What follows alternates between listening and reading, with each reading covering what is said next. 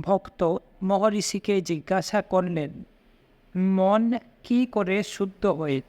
মহর্ষি বললেন, শাস্ত্র বলে কর্ম, ভক্তি ইত্যাদির দ্বারা। আমার সেবক অনেক দিন আগে একবার এই প্রশ্ন জিজ্ঞাসা করেছিল। তাকে বলা হয়েছিল ঈশ্বর অর্পিত কর্মের দ্বারা।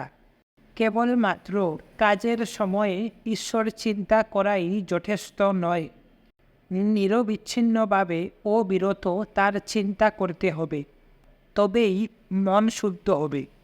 সেবক এটা কাজে লাগায় আর বলে, শ্রী ভগবানকে কেবল সেবা করাই যথেষ্ট নয়, তাকে অনবরত স্মরণও করতে হবে। অন্য আরেক ভক্ত একই প্রশ্ন করাতে শ্রী ভগবান তাকে বলেছিলেন, আত্ম অনুসন্ধানের অর্থ আমি দেহবোধ চলে যাওয়া।